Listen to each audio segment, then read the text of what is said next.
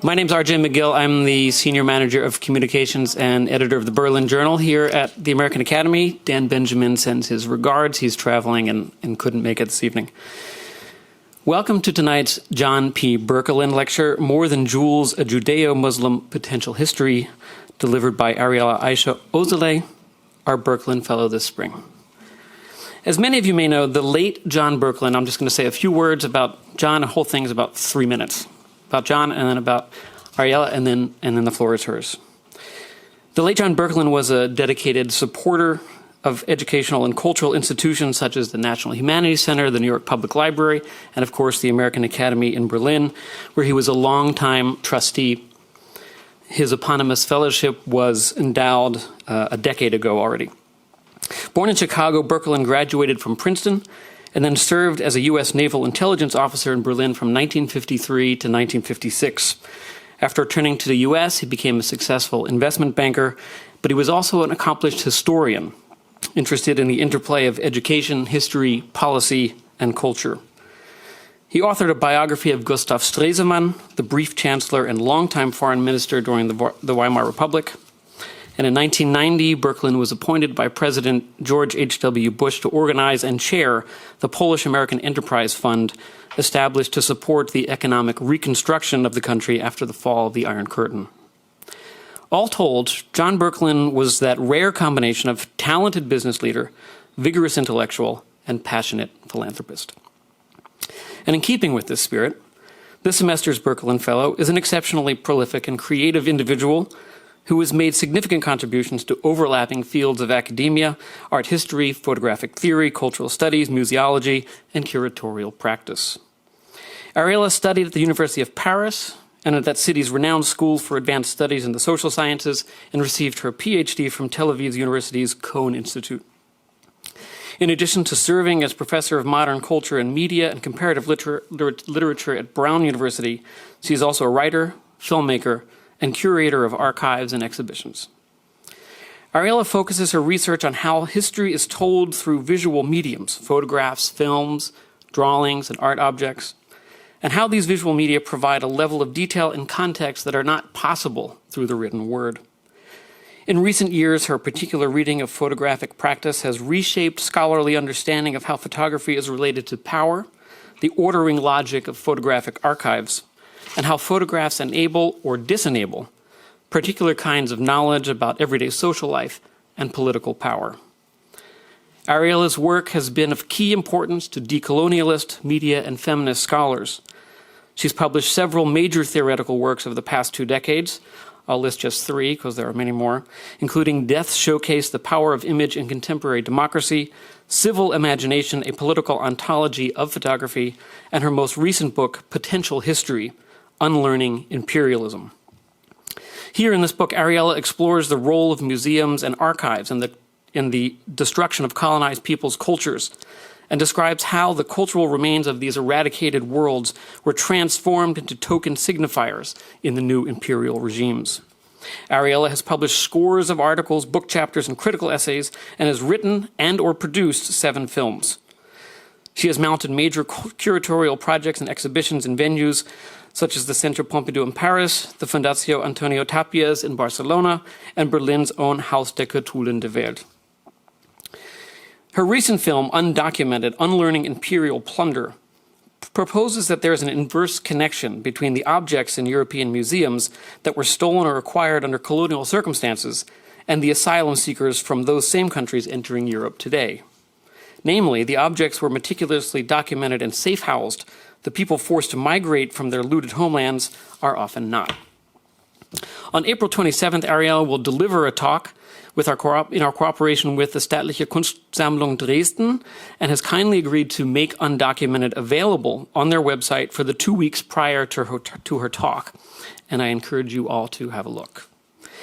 Ariella is spending the semester at the American Academy writing chapters of her next book, Algerian Epistolary Treaty, The Jews Are Still There in Every Bracelet, which is the subject of tonight's talk.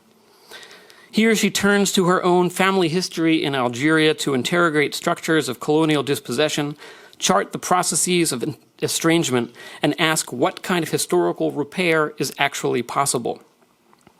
Before handing the floor to Ariella, let me just say a few words for the structure of the evening and for the people that are joining us via Zoom from around the world. Ariella's talk will last about 40 minutes, and then she will remain here at the podium and take questions. Those chairs are deceptive. We're not going to sit down. And she will take your questions. I will watch the Zoom and get to any pertinent questions there. We apologize in advance. The questions come at the end, baby. We apologize in advance if we can't get to all the Zoom questions. And now, Ariella, the floor is yours.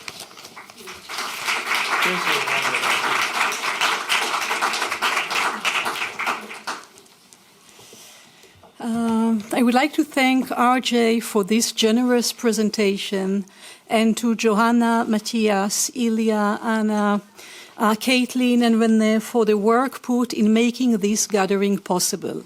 Special thanks to Reynold and Gabi in the kitchen for nourishing us, the academia fellows, every day, and all of us here tonight. Many thanks for the entire wonderful team of the American Academy in Berlin for creating such a wonderful atmosphere, a rare space where for 4 full months, time for writing is not being eaten by endless administrative tasks that everywhere have become a considerable part of academic work, and for many an unpaid work as well.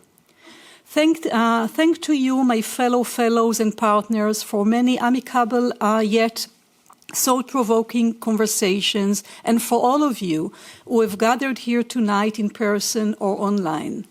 My talk tonight is dedicated to the jewelers of the ummah, the Jewish artisans in the Maghreb. But first, let me introduce my research project. After that, before turning to the jewelers of the ummah, I will introduce them by 2 minutes excerpts from the Saadi Youssef and Gillo Pontecorvo film, The Battle of Algiers. So let me start. I was born in 1962, the year Algeria finally achieved its independence from French colonial rule. Independence resulted in the formation of a new body politic, configured out of most of Algeria's colonized people, aside from Algerian Jews. In 1962, this exclusion of Algerian Jews and their displacement to a place that seemed to better fit them for them as Jews came to be perceived not only as acceptable, but actually inevitable. This was time when most of North Africa was already emptied of its Jews, and the Zionists had long been mandated by European imperial powers to establish a nation-state for the Jewish people in Palestine. Claims of Jewish belonging within the Muslim world were on the verge of disappearing and had to be obliterated. The Zionists were tasked with conscripting different Jews from across the globe, including those indigenous to Algeria, to conscript them as settlers, operators of imperialist and racial capitalist technologies, of which some were disguised at the time as even socialists. The settler colonial grammar that those Jews from Muslim countries, whom I propose to call tonight Muslim Jews, this settler colonial grammar that they were forced to adopt was transmuted to me as my mother tongue, the Hebrew that I prefer to call the Israeli. For years, it forced me to say that though my ancestors were Algerians, I am not. Trying to resuscitate and rehearse a counter-grammar to the colonial roots of my mother tongue, I started to write open letters to my dead ancestors and elected kin, most of whom I have never known. I completed 2 of these letters. They are really long, approximately 60 pages each. I completed 2 of them during my stay here at the American Academy. One of them is addressed to my great-great-mother, Julie Bomendil, the anti-colonial Jewish Muslim mother who, according to the accepted wisdom of historians, could not have existed. But she did. As a single mother and head of her household, she raised my grandfather, Joseph Azoulay, who grew up to become a deserter and refused to be drafted to the French colonial army at the beginning of the First Colonial World War, that I suggest to start to call from today Colonial World War I rather than World War I. During this war, Jews and Muslims who were spread across empires and colonized lands were drafted to fight their own brothers and sisters who were conscripted into the colonial armies of another side. I was deprived of the legacy of anti-colonial resistance, just as my ancestors were during the time of its articulation. That is, with the French citizenship forced upon them in 1870, Algerian Jews were removed from the chronicles of colonization and concomitantly from those of anti-colonial struggle and imaginaries of decolonization. With the creation of a settler colonial state in Palestine, the long overdue decolonization of Jews from North Africa seemingly became irrelevant. Instead of decolonization in their own countries, in Algeria, for example, they were forced to immigrate to the colonizing state of France or to join the Zionist colonial project. Accordingly, the destruction of the pre-colonial Jewish-Muslim world, in which for centuries Jews occupied the role of artisans, the exported anti-Semitism that targeted Jews in Algeria by the French settlers, soon after they were forced to become French citizens, and the deportation of Algerian Jews who lived in France to the Nazi extermination machine. All these were minimized in historical narratives, so that the narrative of the Jews' patriotism and the celebration of their emancipation, with quotation mark, through French citizenship could be maintained. Who can tell us, the throne descendants of a Jewish-Muslim world, that we no longer have a world to inhabit? No one has the right to declare, dear Julie, that your world is gone and that we have no place to inhabit. I didn't plan to write this letter to my great-grandmother, Julie, during my stay here, but perhaps it was unavoidable. Looking every day at the Wannsee Lake just behind you, across from the other villa, I was haunted by my father's inability to mourn the murder of his aunt and his cousins in Auschwitz. In the Zionist colony of Palestine, known as Israel, the Holocaust is the calamity of European Jews, and we were Arabs. This letter to Julie is driven by a refusal to accept the Eurocentric model of historical research that limits the study of the Nazi extermination practices and separates them from those of the French colonization of North Africa. In light of Julie's legacy, it became easier to see that Vichy regime was not an accident that happened to the French imperial state. It was the continuation of French colonial regime, which from its inception in 1830 to its demise in 1962 was responsible for the killing of about 6 million Algerians, including an unknown number of Algerian Jews. The second letter I wrote while looking at the Wannsee Lake is addressed to Franz Fanon, one of my elected kin. In 1943, despite what he was told by his father, by Aimé Césaire, and by others in his community in Martinique, Fanon decided to travel to Oran in Algeria and to volunteer for the colonial French Free Forces. At the very same time, my father was released from the Bedo concentration camp in Algeria, and despite the solid warnings he heard from many Algerian Jews, obviously not at all French patriots, he volunteered for this same army. Both my father and Fanon soon departed from Oran to Tunis on the way to fight in Italy, Germany, and France. They didn't meet during the war or after. Both came back to Algeria after the war. Had my father asked for psychiatric assistance in Fanon's clinic, had he complained about his colonial trauma or the inability to mourn the loss of part of his family in Auschwitz, he may have been treated by Fanon at the Blida Joinville hospital. There, my father would have been treated as a European, with quotation mark, sent to the European pavilion, together with French settlers, many of which never ceased to suspect, harass and despise Algerian Jews, partly also due to their status as French citizens. Fanon knew that Jews lived in Algeria over centuries, yet still he related to them according to the relatively new status assigned to them by the French colonizers. Considering Fanon's erroneous understanding of the Jews of Algeria as a European minority, this letter is an attempt to understand with Fanon the origins of his blunder and the harmful effect it had, both at the time of his writing and into the present, when Muslim Jews are still being removed from the annals of colonization and the anti-colonial discourse and struggle.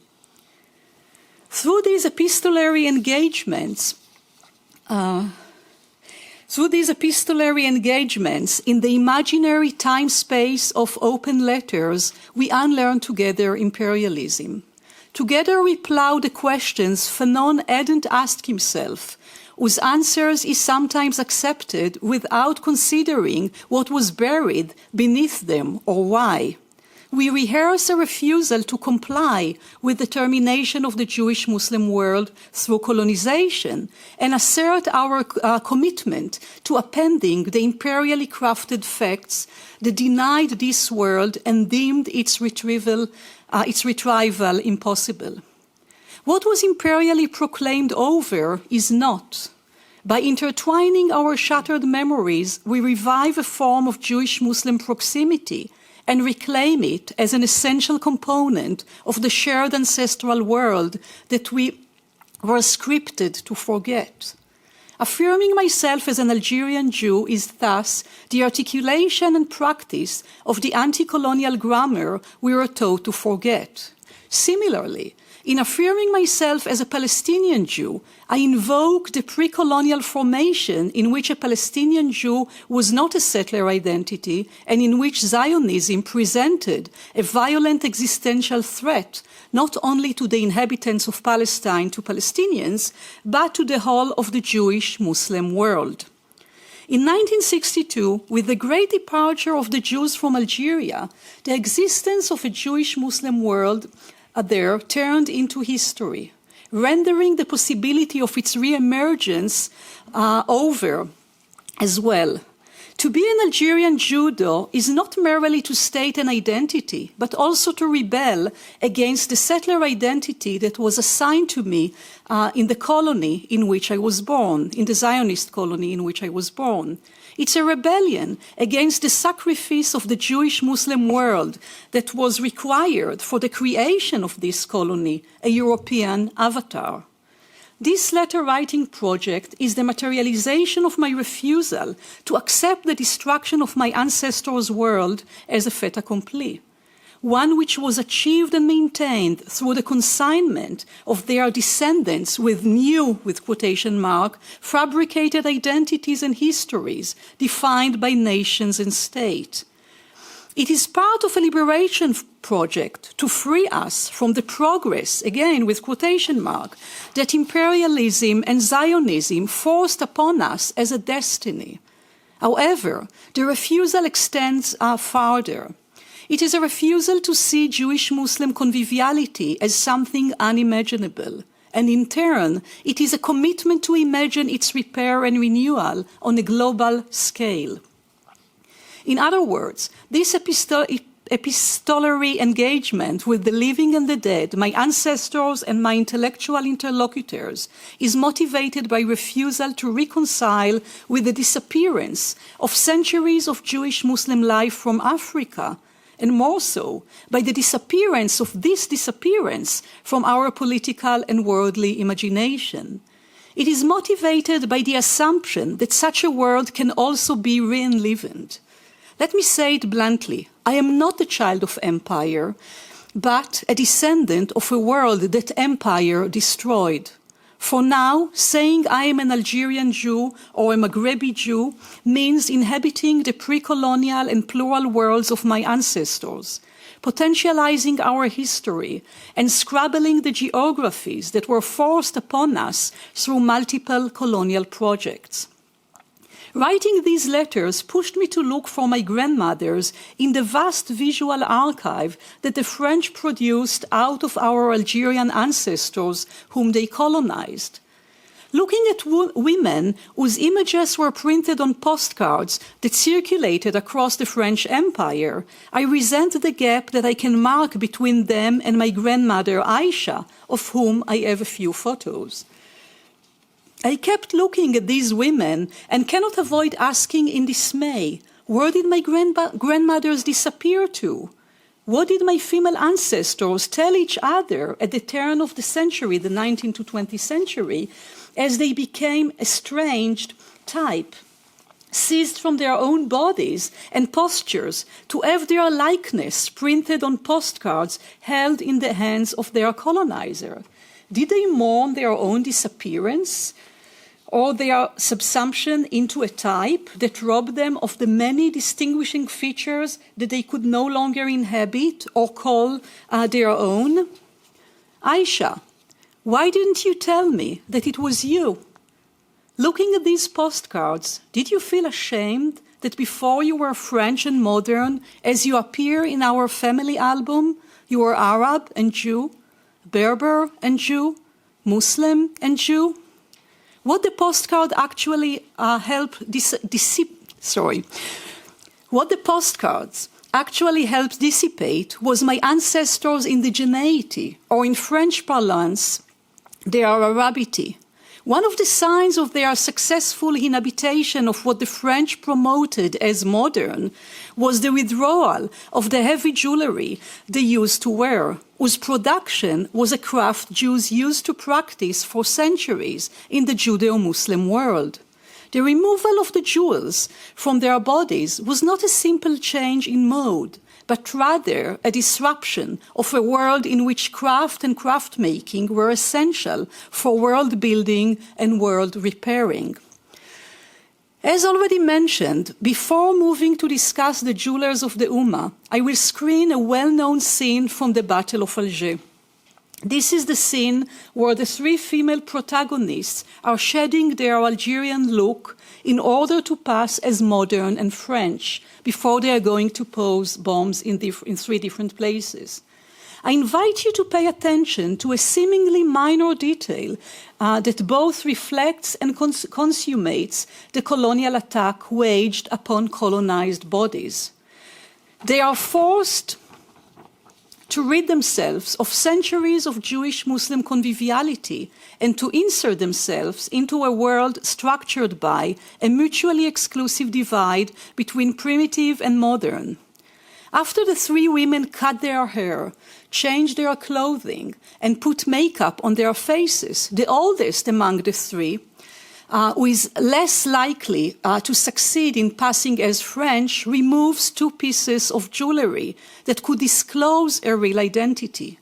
This pair of earrings is a typical materialization of the Jewish-Muslim world, the ummah, in which the Jews were the jewelers, which was under French attack since 1830. For this woman to pass as French, she has to shed her Arabness, but also her Jewish Muslimness, or what remained of it.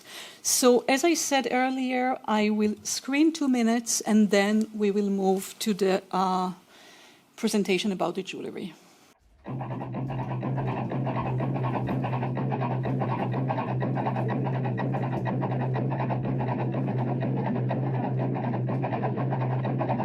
Just pay attention to the gap in the continuity of the film, nothing to do with my topic, but she doesn't have the hearing at the beginning. So it was something that was apparently deliberated between the participants, that removing their earrings is the last sign of her Arabness.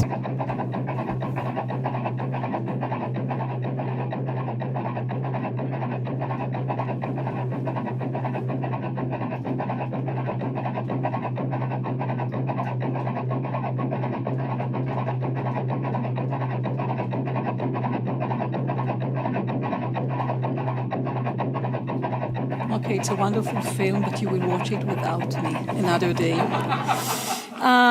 Okay, so the Jews are still here in every bracelet, as you saw in the earrings in the earrings also.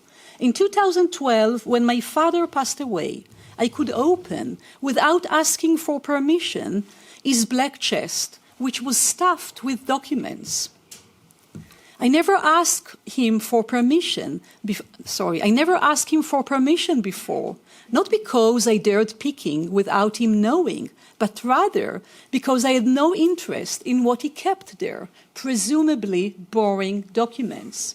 If I had a clue that therein lied a treasure, if I had a clue about the nature of this treasure, I would not have asked for permission, but rather would have grabbed what was duly mine no less than it was his. Lying in his bed, connected to his single earphone, my father continued to pretend for us, his daughters, that our ancestors were Gallic, nos ancêtres les Gaulois. He was listening to Radio Monte Carlo, which erroneously, as children, we assumed was his French retreat.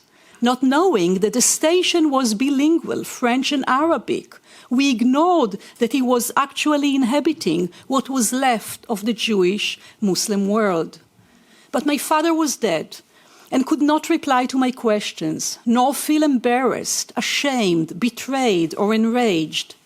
My mother, too, was already dead, and there was no one to continue to hide, minimize, apologize, offer an explanation, or mourn.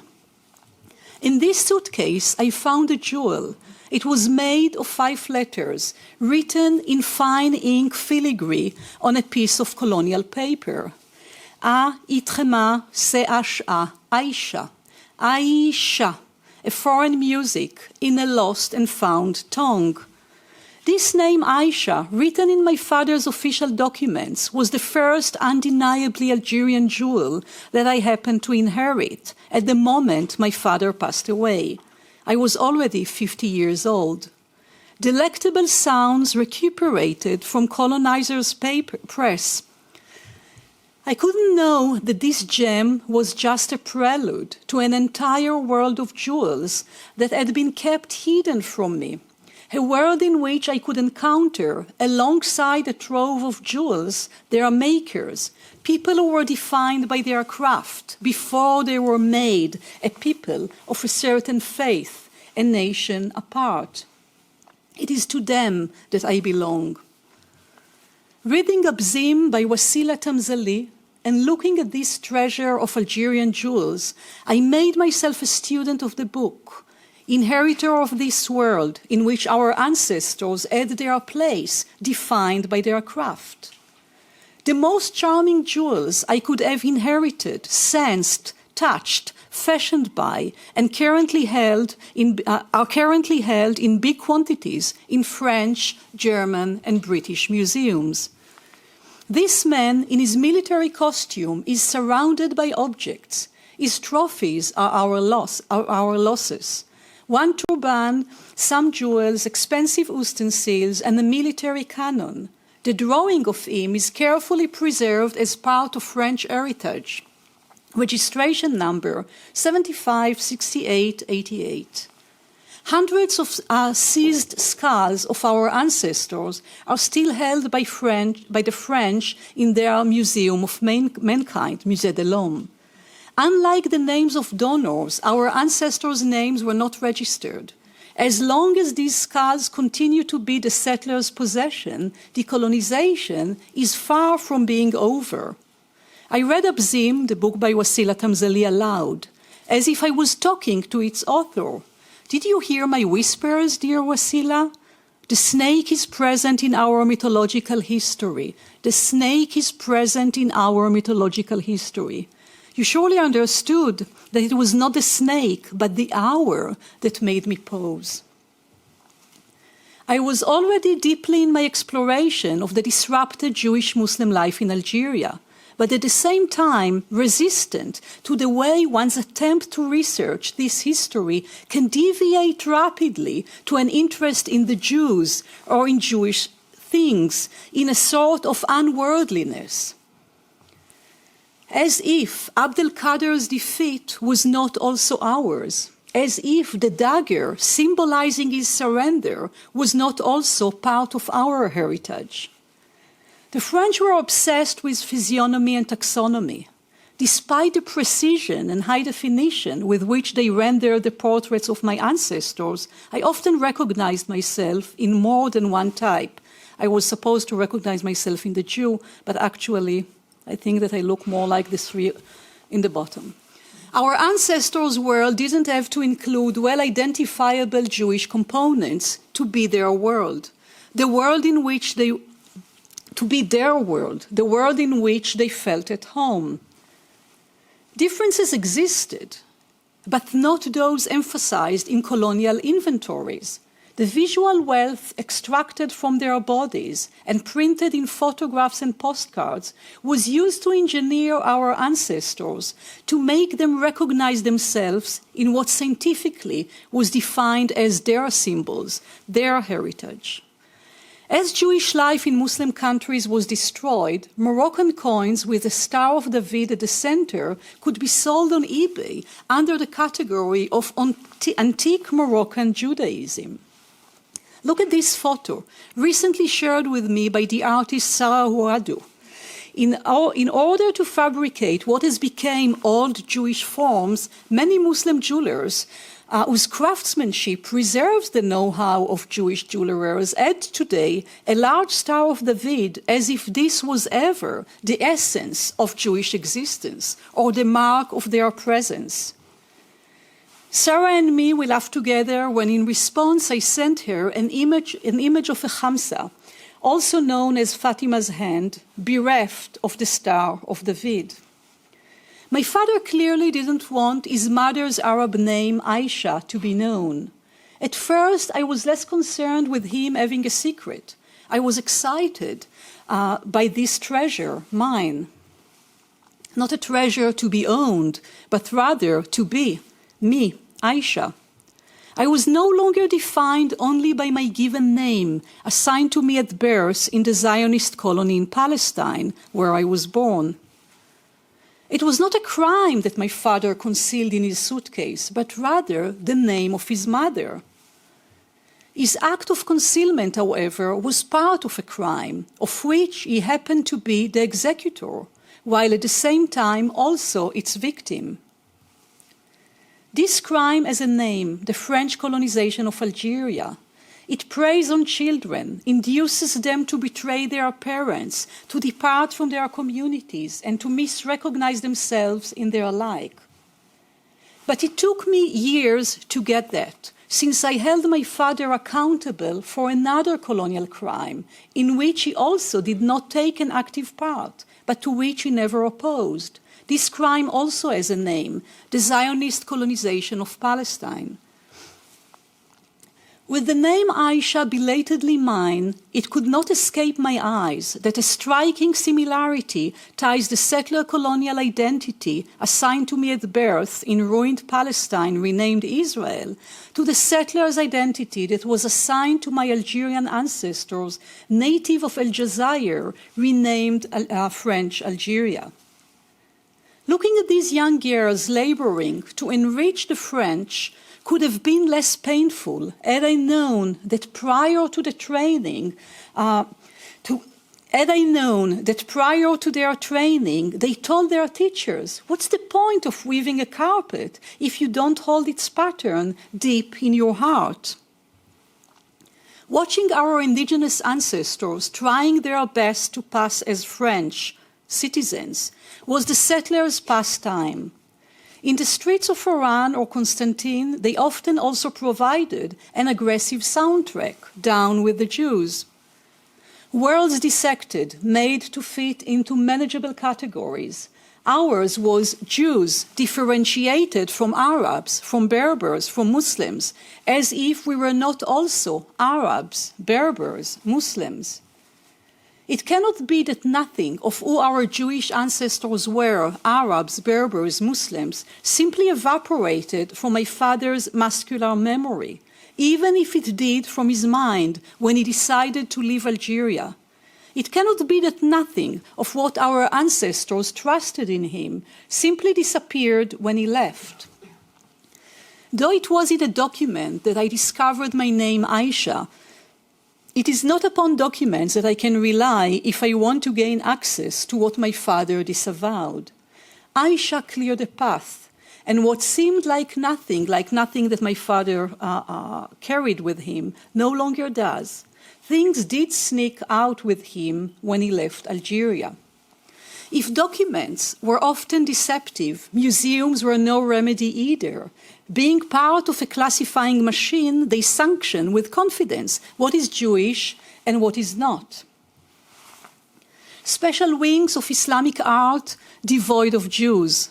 Institutions for Jewish life devoid of Muslims. This imperial caesura is being produced and reproduced in the objects museums collect and display. Those with known Jewish forms like the Star of David or the Torah crowns are now ours. This type of expertise that determines what is not ours, not us, that relies on centuries of imperial destruction, has buried us under symbols which erroneously it claimed to be ours or only ours. Our ancestors did not only produce Jewish objects, as if an object could be Jewish, nor did they produce objects only for Jewish clientele. Everywhere in Algeria, our presence could still be seen, intermingled with the lives of others, impressed in the precious and beautiful jewels that for centuries were crafted by Jews, who formed the majority of jewelers in all the Maghreb. Our ancestors in Algeria did not aspire for or waited for colonial saviors to adorn them with a carceral qua-emancipated citizenship that turned them into the subjects of their own apocalypse. In 1962, they had almost no choice except for living their country as Europeans, which they have never been. The schema was horrifyingly simple. In the compartmentalized world imperialism created, and through its dichotomous logic, the Jews were in excess, deemed unfit for North Africa. First through the conferral of their citizenship, which so colonizer claimed would rescue them from their own people, then through their repatriation. With their repatriation to a place they didn't know, Algeria could become Arab with a Berber minority. The Jews lived there for thousands of years that they too were Arabs or Berbers, and that their mother tongue was Arabic became a past for historians to unearth. Outside of the regime of colonization, people like Paul Udel could not extract our ancestors' jewels, including their knowledge, and become art historians, the experts of our treasures and collectors. Without the military backing of the regime of colonization, these French experts would not dare to tell us with an academic posture that if some of the jewels' names they were transcribing are distorted, it is due to the Jews who, and I'm quoting, were numerous among those who fabricated jewels in the whole Maghreb. Paul Udel was no exception. Jean Besancenot was another such expert, with a more ambitious title in the French protectorate in Morocco, iconographic manager. He compiled yet another inventory of local jewelry, attempting to control unruliness on both sides, that of people and that of objects, who were forced to part ways. In his insulting inventory, he laments the decadence of craftsmanship, obviously denying the role iconographic managers like him played in destroying infrastructures of local cultures, in which jewelry making was not for the market but part of social life. His job description included the task of recording authentic art, but Besancenot was actually in charge of drawing such line of authenticity between what was produced prior to the colonizers' arrival and is now proclaimed past, and what was produced after, forced to be part of the colonial market, its hierarchies, regulations, and control. None of these corrupted models, he wrote proudly, appear in the inventory of jewels that we have endeavored to put together, unquote. Surprised that the artisans are still there, working and organized in an important corporation of jewelers, he continues to disparage their merit. The living jewelers, he adds, lost all traditional quality. They fabricate effect jewels, bijoux à effet, that intend to impress, that offer maximum of surface for a minimum of weight, that are poor and that have a barbaric allure. The colonizers who record, with quotation mark, tradition in objects, disparage deviance, deny the superficial effects they create with their meticulous drawings of individual jewels, pure floating forms detached from the bodies of their makers, as well as from those who wore them. The produced authenticity of the objects, which came at the expenses of the actual living makers, is inseparable from the racializing obsession involved in differentiating the colonized into opposing groups, singling out one group designated as the authentic native, the autochthons, and giving that group's name to the jewels themselves, like bijoux Berber or bijoux Kabyle. But this is not the end of the story. In the eyes of the colonizers, like Besancenot, the living Berbers failed to live up to their ancestors. The Oriental Arabic contribution, Besancenot contends, seemed limited to very little. And the Jews? Though acknowledged as the makers of these objects, creation, according to French connoisseurs, is something utterly different. Hence, the Jews were totally ignored, and any contribution to the creation of these jewels they were fabricating over centuries was completely denied. Well, one day I decided to experiment with the craft of my ancestors. I entered a jewelry workshop and was hit by a flashback. My father was holding a soldering iron in his hand. His body leaned against one of these big wooden radio boxes he was repairing in his little store. As a child, I was fascinated by the tongue of fire that came out of this spoon-like tool he used to solder the very thin electrical copper wires and shape them into beautiful pieces of jewelry, spools, notes, and cones. My father's road to becoming a radio technician was a story he loved to tell. He was 13 or 14 and already quit school. He studied radio in correspondence and had to work in order to pay the fees. Envelopes were coming from the big city in France, and in a small room on the roof, a few floors above the crowded family's home, he practiced to become a radio technician. I never thought about asking him how he could have practiced soldering, without which no radio could be put to work. Knowing today how ubiquitous were these small workshops of jewelry in Iran, I can imagine him reaching out to one of these jewelers, borrowing their hand torch, trading some thin copper wires, and promising some short waves in exchange, maybe Monte Carlo. I can see him telling them, or telling himself, that he can do more than they could, that out of these precious jewels he was learning to create, he could conjure sounds. Some errant pains and inhibitions forced on our ancestors are infused in our corporal memory. Aren't we also the disrupted modes of life which we carry as obstinate desires in our bodies, blood, dreams, and nightmares? It took me a while to realize that my father did bring with him something from Algeria when he arrived to destroyed Palestine, newly called Israel. I almost forgot about it, since it was not made in Algeria, but was given to him there. It was a tin fork with an oval hole in the lower part of its handle, indicating that it was part of a military utensils set. Impressed with the letters US, the fork was probably part of the US Army supply, given to him sometime between his liberation from the Bedaux concentration camp and his recruitment into the Bataillon des Pionniers Israélites on February 25, 1943. He used to eat all of his lunches and dinners with this fork, day after day, for 69 years of his adult life, until he died. As children, the first thing we did when we prepared the table for meals was to place our father's fork at the head of the table, near his plate. We would never ask to use his fork ourselves, nor did we dare to offer it to someone else. When my father passed away, my sister took the fork.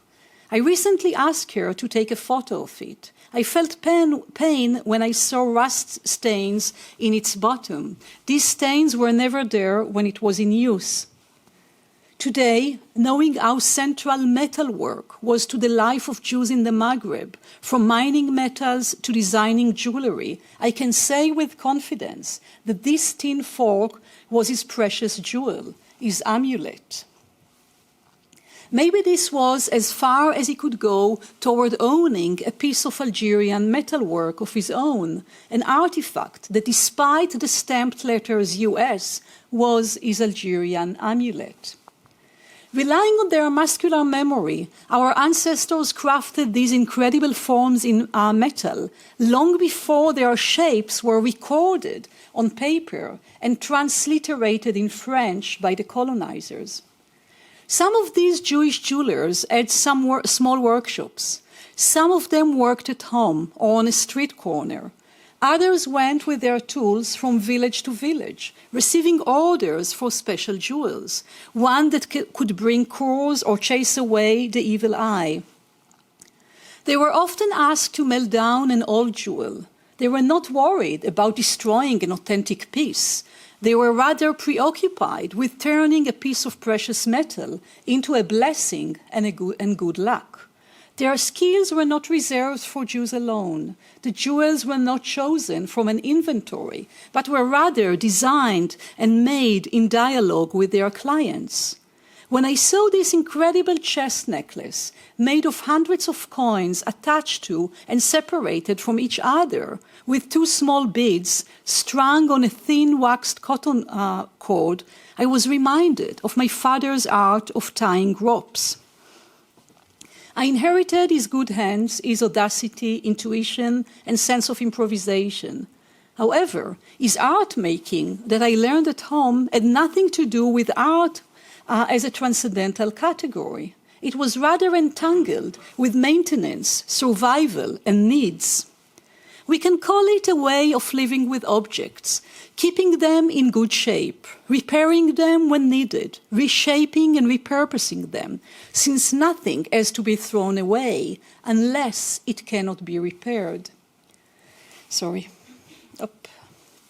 This art-making requires carefully acquainting oneself with one's shared world, knowing what to do when care is needed. This art and care were exactly what I was asked to forget whenever I studied art. I was actually asked to forget the world, since art with an uppercase A must exist outside and independently of the world. It should transcend the daily modes of maintenance, usefulness, and care. Art with a capital A as its own history, a Western one. As if the millions of objects plundered from other cultures are not what enabled it to be an object of Western heritage, and heritage to be a possession of the West. Did anyone ever see an image of the dexterous hands of a Jewish Muslim artist? Probably not. Slowly, I was reminded that I grew up in the company of my father's hands and the agility and skills inscribed in them. These hands were shaped and trained in Oran, Algeria, from birth until he almost reached 30. When my father died, I could not throw away the plastic transparent jar in which he amassed hundreds of coins from all over the world. One day, with a 1/16 millimeter drill bit, I started to pierce many of them. When I showed the necklace I was making out of them to my 4-year-old granddaughter, she asked me, as if I was a jeweler, to make her a bracelet. In all the books of jewelry from North Africa that I consulted, mostly necklaces were made of coins. But my granddaughter insisted, and I surrendered. The bracelet I made for her didn't make any sound, neither clicking nor clucking. I understood that more time was needed for my ancestors to assist me in claiming my belonging to the nation of jewelers, the jewelers of the ummah. I kept stringing hundreds of drilled coins on a waxed cotton cord. Now that it is ready, the music did arrive. Thank you.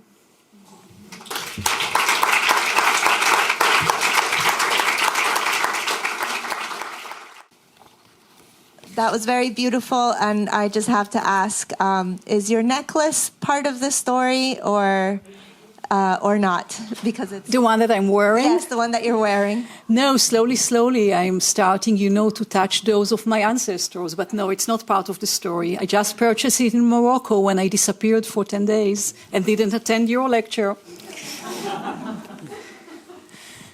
No, this one is one that I copied, and I'm copying different models. And what I was able to purchase in Morocco is obviously not what my ancestors wore, because those are really preciously kept in German, British, French museums, and in some other countries, but these are the majors. And in order to see them, you have to go through multiple procedures, and I'm in the middle. Hopefully one day I will get to touch how heavy they are. I think that this weigh maybe 1 kilo, but I think that if I wore one from the 19th century when they plundered them, it is something like 2.5. So I'm still waiting. Yes. I've always wanted to ask you about your middle name. It's a very, very Muslim name. And I wondered how often Jews in Algeria had names like that in the past. And what did it signify? Why was it that Jewish families gave their girls and boys Muslim names? Because this was part of their world, and it was very frequent. There are many names that were shared by Jews and Muslims, and this is the question that you ask me, and the question that I ask myself, when I discovered this name in the documents of my father, is a question that has no room, has no place in their culture. This was the names that they gave to their children. So it was not like us as a Jewish family, we will decide to give our daughter Muslim names because we want to achieve coexistence, whatever. It was part of their world. And this world is the world that I'm trying to inhabit, to resuscitate, and to imagine with interlocutors through these open letters, through this, embodied practice of copying those jewelry. And, when I went now to Morocco again last week or 2 weeks ago, I went to see several jewelers who learned the know-how from their Jewish, masters or mu'allims. And I went and I asked them to prepare me jewels. And it was not like, just reversing. It was like, reactivating a practice that was, part of jewelry making. Jewels were not there, in inventories or in windows, shop windows, in order for you to choose them. But they were part of a certain, exchange about your modes of life, about what happened to you, what happened to the jewelers, that could spend, several months in the house of a family, of a Muslim family, in order to create all the jewelry that were needed for marriage. So I think that part of, what I'm trying to do, and for these, kind of open letters are very important, is to rehearse myself in making these questions superfluous. And just, repeating the names, repeating the names in their context, and trying to make part of it obvious to my tongue, to replace the mother tongue that was given to me, which was actually a settler colonial tongue. two Zoom questions coming in. One is someone would like to know where you were born in 1962, and the second question is, what is the distinction between Arab Jews that have been used by... Sorry, what is the distinction between Arab Jews, which has been in use by Mizrahi Jews in recent years, and the term Muslim Jews as you used it in your talk? Thank you. So I was born in the Zionist colony in Palestine that many of you maybe call Israel. I was born there in 1962. It was called Israel. It was recognized as Israel, but Palestine is not over. Palestine is not gone. And I was born in a Zionist colony in Palestine. And the second question is related to the first one because the category of Mizrahi is a Zionist category with which, after the Zionists provoked the termination of Jewish Muslim life in all of the Middle East and North Africa, they recreated hierarchy, or they created hierarchies in the Zionist colony. And for that purpose, we were the Mizrahi, which is also a little bit weird geographically because we didn't really come from the East. But, you know, imperial funny mistakes are all over, and we laugh at it, but, you know, this is part of the disorientation that came together with what we were taught is our mother tongue. Yes. I would like to know more about your work. So I'm eager to read those letters. So when can we read those letters? And I would like to know, I mean, you already told something, but what is the inspiration for those letters? Is that suitcase? I understand there is more. So I would like to know, I mean, a project like that was probably for a very long time in your head. So could you tell us something about it? Yeah, I think that part of, thank you for the question, part of this disorientation that I mentioned with this kind of, you know, even geographical mistakes, I'm laughing in the last couple of years that maybe the reason when I'm going out, I will always turn to the right rather than to the left or the other side. It is related to this kind of imperial disorientation. And this disorientation made it that during the 10 years during which I worked on potential history, and I made a kind of, you know, tour du monde around the world. I studied, you know, Palestine, Congo, the US, and the regime of slavery. There was one project, one imperial project that I was unable to study. It was Algeria. So I think that there is something about what is the most intimate, that it's very difficult to inhabit the position from which you speak about what empire did to you. It's also, I think that the lines that I rewrote, you know, for several days in this presentation is just to say that this Wannsee and the villa in face of it is where my father's cousins and aunt were, you know, from where my father's aunt and cousins were sent to Auschwitz. It's very difficult to inhabit the position from which you claim what empire did to you. It's even more difficult when there is no established discourse. And there is no established discourse to the way that the termination of the of the Jewish Muslim life in North Africa was destroyed.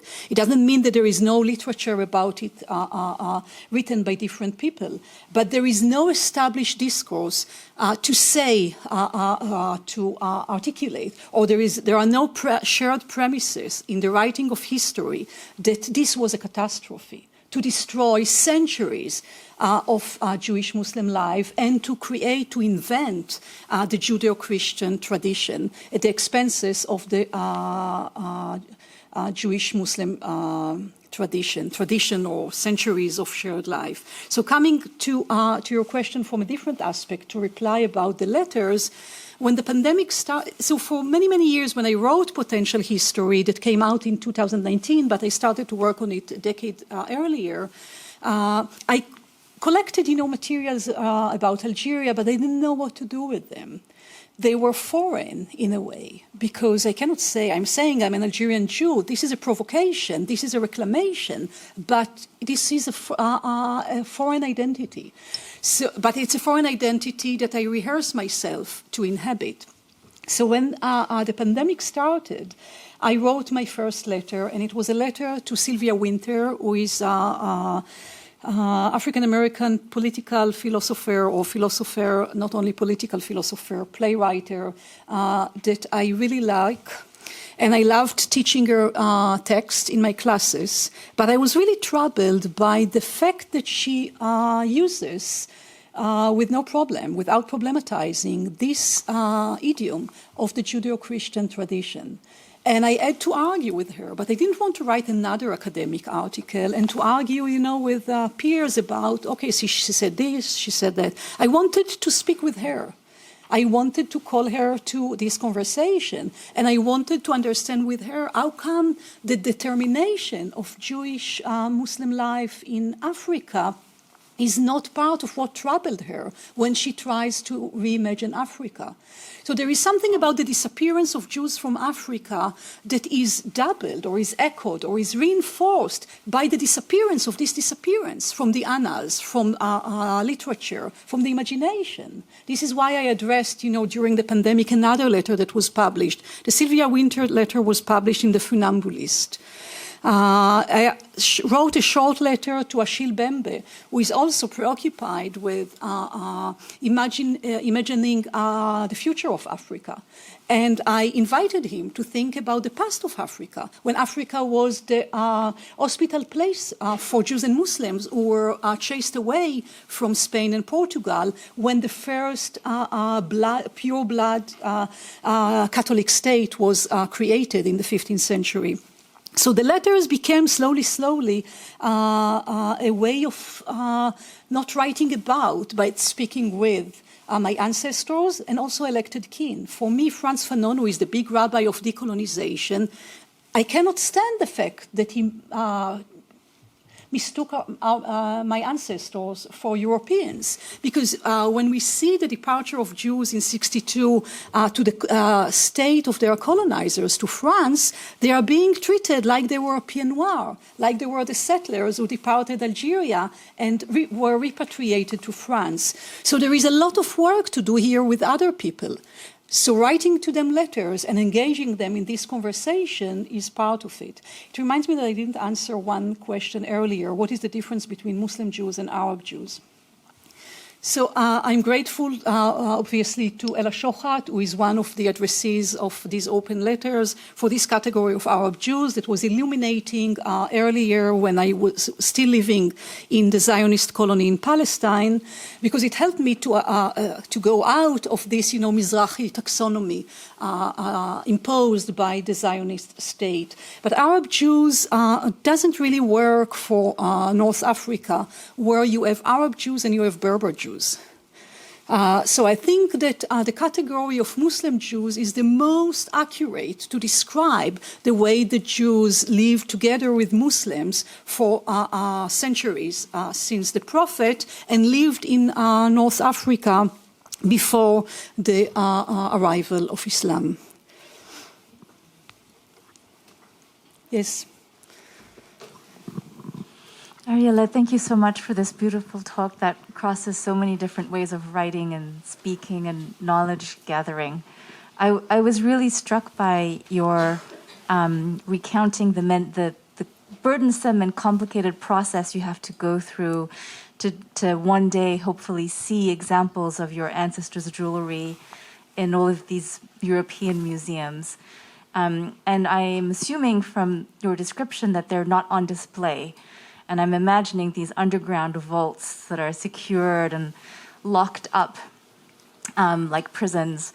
And I would love to hear more of your thoughts on the apparent contradiction between, these are the disappearance of the disappearance of this culture, and yet the status of these objects as too precious to let out into the world, and as, they're valued in some sense, but what sense could that be? Thank you. So I'll say something about this, process with museums that, I was exposed to it with the first part of my film that was mentioned earlier, that you can watch it on the website of the museum. And when I wanted to make this other film, the undocumented, the producer of this film is here, so hi. when I wanted to make this film, we started by, addressing different, and it had nothing to do with Algerian Jews or with the Maghreb. But it was about plundered objects from different other cultures in Africa. As I said, engaging with Algeria or Morocco was really delayed because I didn't know how to approach it properly. And so we started by, reaching out to different museums in France and in England and here. And we understood that we will shoot this film in 10 years if we will wait for their approvals. So we decided, to go with a cameraman with a very small camera and just, to grab footage rather than shoot ceremoniously as a crew. And when I wanted to look at these pieces that were plundered from North Africa, I realized that the process is even more complex. As you mentioned, there are many in the stores. There are sometimes, some that are being presented. I don't know how frequent they are. They are presenting them. But in order to see them, you have to come to the museum several times. And I wanted to see especially those who are in France, in Quai-Branly. So I already went there twice, but I could see only what they have on their computer, which they have it on their computer, but you cannot access it online. So you have to be there in order to access them, and then you have to compile, lists, etc. And I'm scheduled to sometimes, maybe in a couple of months, when I will already be in the US to see them. And you're asking the question about they are very precious. So yeah, they created a particular type of preciousness, which is they keep them, they hide them, they protect them. The reason that I brought, the rust stain on my father's fork is because, if the museum will take it, it will become very precious from this perspective, right? They will clean this rust stain and they will put it in a temperature that will completely ruin the object on other, from other perspectives. So as long as my father was alive, it was part of our daily life. So, and also the reason that I brought this, example that the jewelers melted down precious objects and they didn't care about, melting them down, because they knew that they are going to prepare a new one. So the preciousness that the museums create are actually the imposition of Western values that are associated with objects and that completely ignore the social life of the makers and the makers with those who purchase them and of the worldliness. So what we got with these museums who plundered are, these kind of shrines where you have objects, but we are species. I am an extinct species of someone who can still say Algerian Jew. I'm not sure that my children can still say I'm an Algerian Jew. I grew up, with an Algerian father who grew up in Algeria until the age of 30. What will happen, for others who cannot say this?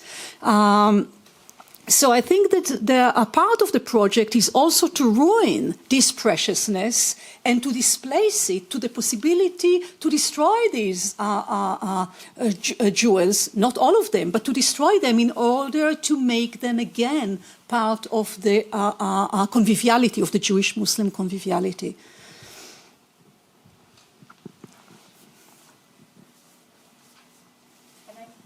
I think that you need a mic. Well, thank you for your talk. I want to come back to this terminology, the Muslim, Jewish one, and I wonder what is the role of religion really in your story, and maybe also how does this story about Algerian Jews relate to, Jews in the Ottoman Empire overall, Yeah, maybe you can elaborate a little bit on that. Thank you. Yeah, thank you. So,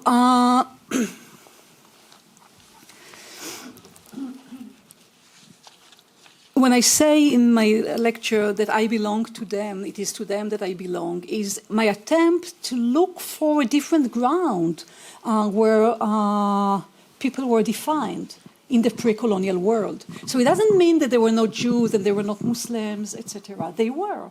But the differences between them were not inventorized in the way that the French did, then imposed on them in a way that today we see Jew, we see the Star of David, which is which is burying us alive and telling us, you will carry forever this Star of David, and you will forever be the European Jew that we invented. But I'm not this European Jew. And I'm not this European Jew, which means that I'm not a Jew. I'm a Muslim Jew. Jews were always part of the world in which they lived in one way or another. And so I think that speaking about religion, also, for example, in terms of, the texts, yeah, there are texts, but they read other texts. Or if they read, the Bible, they read it in Arabic. When they say Elohim, they didn't say Elohim, they said Allah, right? So it was part of who they were, and there was no religion as, a museum object that they identified with it. So this project is an attempt also to engage with the question of religion, but not in order to say now what is Judaism or what is Islam. It is an attempt to say what was the world that Jews and Muslims shared, and to invite people not only to mourn the disappearance of the Jews from Africa, but to imagine it again, because if you have here in Germany and in Europe this Islamophobia, part of it is because this Judeo-Christian tradition was invented and liquidated the Jewish-Muslim centuries of shared life. So it engages with religion, but not as a world apart. I have another Zoom question for you. It says, my family came from a world that was lost in Eastern Europe. Their Jewish embeddedness in a Hungarian-Ukrainian world was real. So surely, too, was the Algerian one. It is now gone. What besides nostalgia is the goal? Nothing to do with nostalgia. So if the person who asked the question would like to say, what do they hear by nostalgia? Because I didn't use this term. And if they would like to explain what do they hear by nostalgia, I will try to engage with it. But nostalgia is, it's a term with which, people try to deviate you from engaging with what empire decided it belongs to the past. So if the person who asked the question would like to say more, how do they relate to what was made past by empire, I can maybe engage with There is one last sentence part of that question that I didn't read. Maybe it's helpful. Today's Carpathian Europe or Algeria... Sorry, can you repeat? Today's Carpathian Europe or Algeria is not that of yesterday. Where does that take us? I don't know if that's clarifying at all. I think that many people are trying to think about ways out of empire. One of them, for me, seems the obvious, to say that the worlds that were destroyed should not have been destroyed, and there were many, many, many forms of grammar, forms of sharing life, forms of mutual aid, forms of reciprocity that we have to reclaim. We cannot reclaim them if we think that we are capable to shape a future. I think that one way to exit empire is to refuse to move forward and to refuse to relate to what empire decided belonged to the past as past. Past is the most successful imperial invention. And I think that we have, and there are museums that convince you that there is past, right? There is Afghan Jews, Berber Jews, Algerian Jews, all of them are in museums. You cannot meet them. But I don't want to be buried alive under these species, extinct species in museums. So it's not a nostalgic project, it's a project of refusal to be buried under empire taxonomies and empire violence of institutionalizing its taxonomy through our bodies. Thank you very much. I think, in a sense, my question will build on the previous question and answer. And I realize that probably to some extent the whole of your lecture was about that, but still, if you don't mind, could you speak more about the personal transformation and personal changes that have been happening to you since you started to engage in these practices and with these histories? What kind of music are you hearing now inside yourself?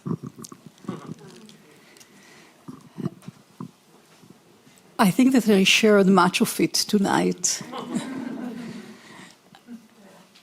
I count on you that you have listened to the music that I shared.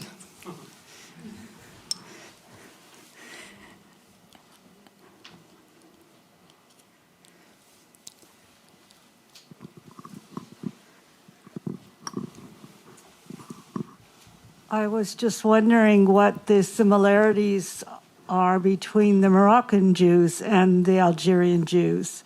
On my very first trip to Europe as a college student, I came on an ocean liner from New York, and we stopped in Casablanca, and there was a whole street of kosher stores. And I know there was a huge population. When I was back in about 20 years later, there were practically no Jews left at all in Morocco. But you say in Algeria, I think it started a little bit earlier that the Algerian Jews left. Yeah, sure. But they would have been Berbers and there would have been Muslims also in Morocco. So were they very similar, the two groups? Yeah, so, when I started this project, and somehow I need to have a general name for my project, so I started with Algerian letters, or maybe it was epistolary treaty that you read already. I think I don't use this one. And now I call it Maghrebi letters, because I think that it's not that the Maghreb was not invented by empire. It was invented. There is a very nice book published recently about the invention of the Maghreb.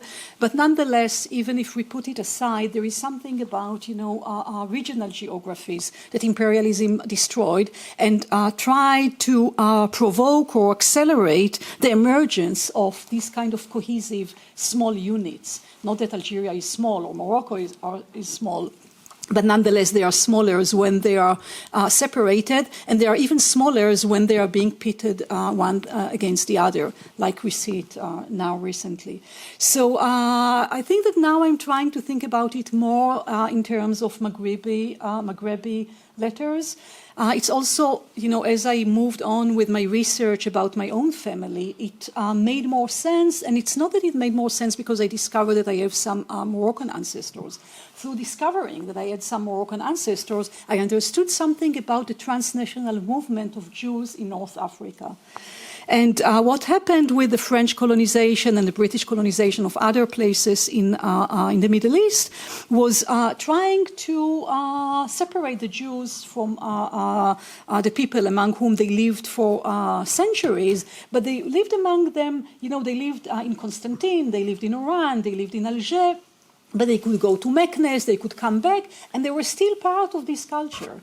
With the French colonization and other colonization, and then with the Zionist, let me say something before the French colonization, with Napoleon and with this project of inventing the Jews as a historical subject that has its own history, that is separated. The Jews became detachable in a way, and became detachable also in the imaginary, that now we can associate them, with several attributes, and not with the world of which they were constitutive part for centuries. And 62 marks the end of the Jewish-Muslim life. There were, few Jews still here and there. Today there are 3,000 maybe in Morocco. There are maybe 10, 20, I don't know how many in Algeria. But 62 marks the end. And this end was provoked by several colonial projects. And the Zionist was the most, I think, important because the Zionist was backed by several European imperial powers, because Europe, I could say, didn't rest until there was a place where the Jews could go, which is outside of Europe. So the creation of the Zionist colony in Palestine is a European project. It was led by European Jews that were emancipated, with quotation mark, by Napoleon and the Napoleonic War from France, following the French Revolution through the Napoleonic War that came here with the notion of emancipation. And the emancipation of the Jews is actually the destruction of Jewish life, because Jews were different. There were different Jews, different communities in Algeria, in Europe, in Eastern Europe. There were no the Jews. There was no one single historical subject that has its own history. Where I was born in this colony, I got all this compressed history that was never mine, was never, by the way, also the history of Jews who came from Europe, but was a fabricated history and a teleological future, where we end part of the nation states, which means part of the imperial project. So this project is, as much as I can, together with my interlocutors, refusing the termination of this life.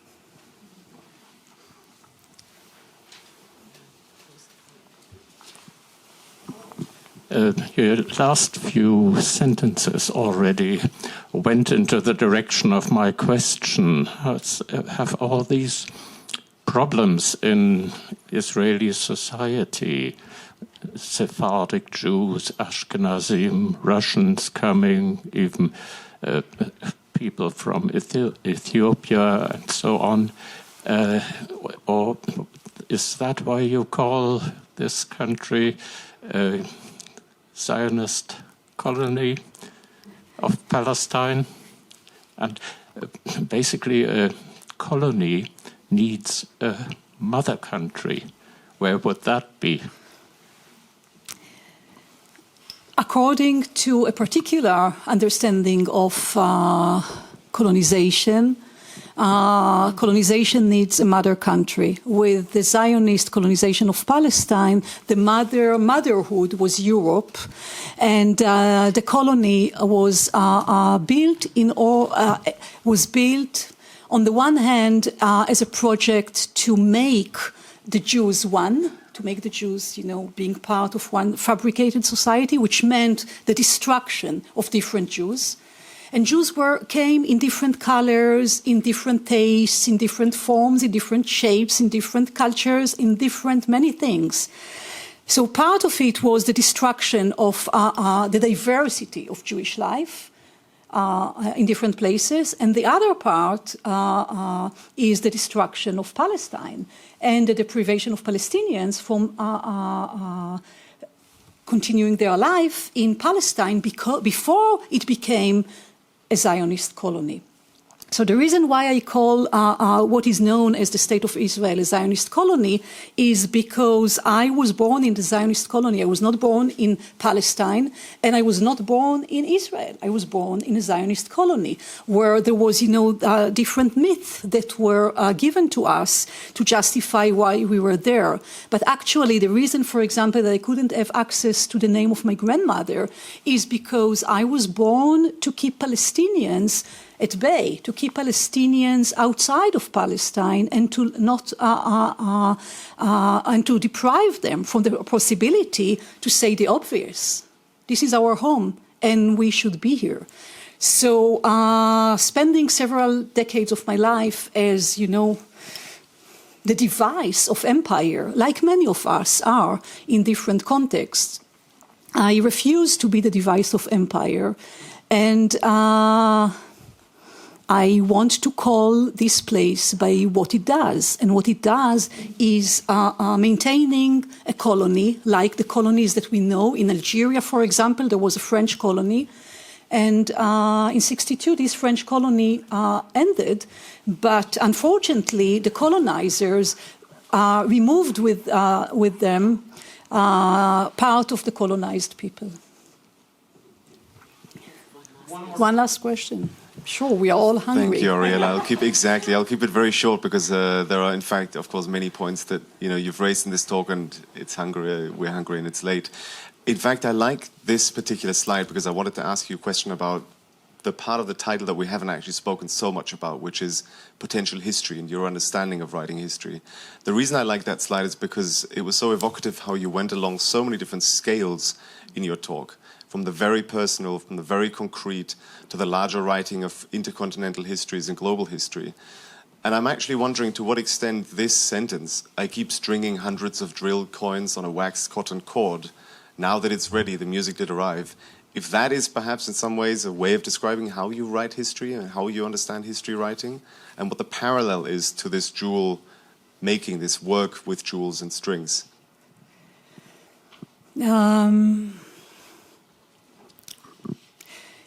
Yeah, in a way, but there is also, the 600 pages of potential history that explains how I write history, or how I actually wrote a manifesto against writing history and speaking about potential history. So yes, here, and also in the question that you asked about the music, here you see, you have some glimpses into the practice of writing potential history. So it's the rejection of the categories and the timelines that were given to us.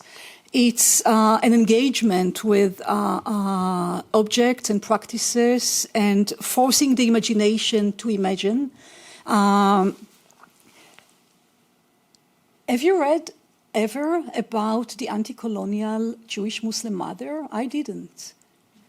But I can really say now with confidence that she exists. She is my great-grandmother. She, in her household, my great-grandfather in 1914 deserted and didn't go to the army. And in another place in Germany, some others, some of them are my elected kings, like Walter Benjamin, didn't go also to the army. They deserted. And they were provoked to fight one against each other. So I think that the practice of, writing potential history is being immersed in unlearning imperialism, which means threading, billions of coins, piercing them one after the other until you see something. This morning, by the way, I ask myself, what is actually Radio Monte Carlo that my father all his life listened to? Maybe it was in Arabic language also. And it's a question that I should have asked 3 years ago, 2 years ago, when he was alive. But the most intimate facts are there to deceive you and to keep you at bay from what actually you have to know in order to understand the obvious. My father grew up in Algeria, 30 years. He spoke Arabic, I have no doubt, even if he never told me that he spoke Arabic. You couldn't live in Algeria without speaking Arabic. So in order to arrive to the obvious, I have to unlearn so many things in order to piece together, the pieces of the puzzle and to see the obvious. So potential history is finally, after so many spiral, rounds of unlearning, to be able to say the obvious. I am Algerian Jew. I am a Palestinian Jew. Not Israeli, not Mizrahi, none of these.